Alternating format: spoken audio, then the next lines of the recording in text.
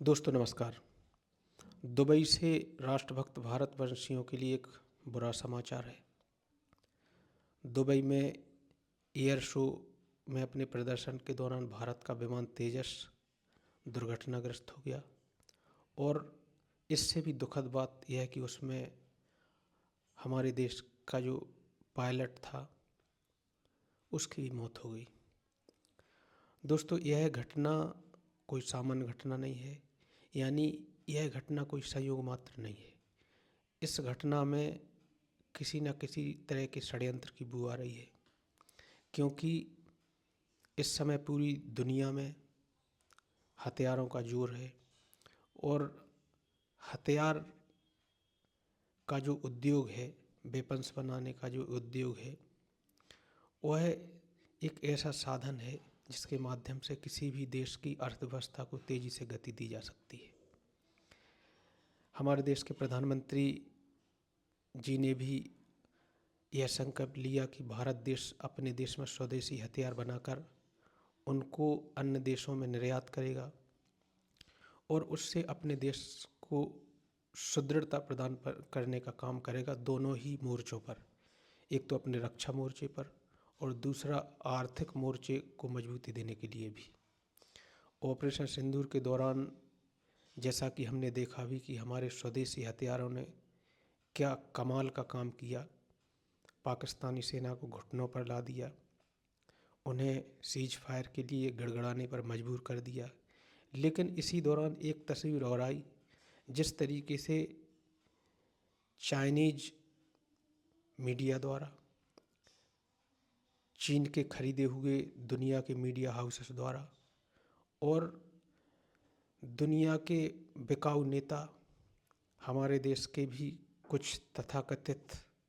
नेताओं द्वारा जिस तरीके से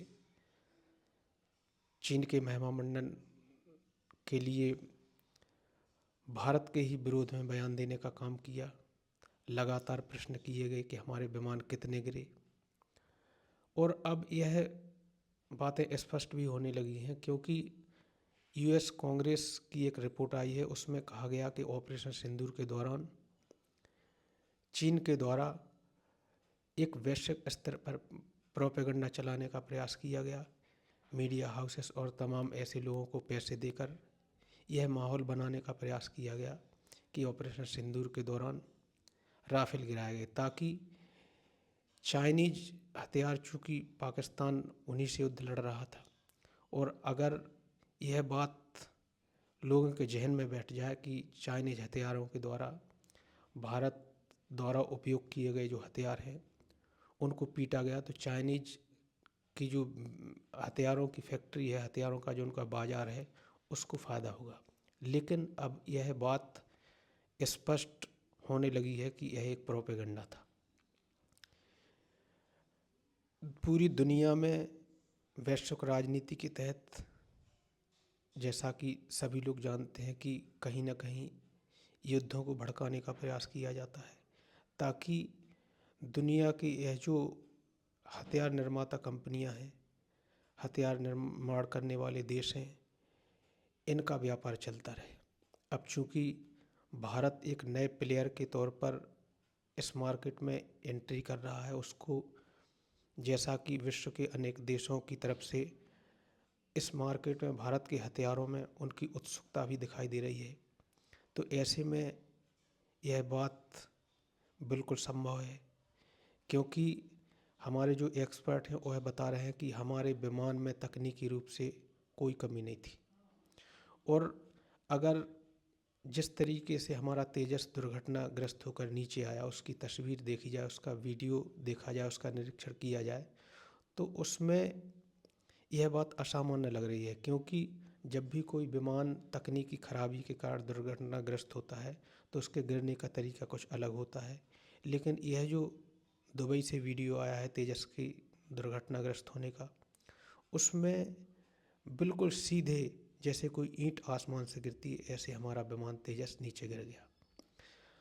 तो मुझे लगता है कि निश्चित रूप से यह भारत को नुकसान पहुंचाने के लिए, भारत जो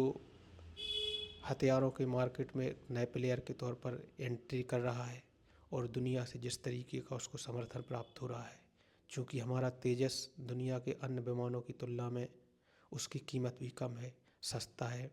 इसलिए कई देश उसको खरीदने के लिए उत्सुकता दिखा रहे हैं। तो भारत इस मार्केट में एक नए प्लेयर के तौर पर एंट्री न कर पाए, इसके लिए कहीं ना कहीं इस तेजस विमान की दुर्घटना में षड्यंत्र की बुआ रही है। यह कोई ना कोई निश्चित रूप से षड्यंत्र है।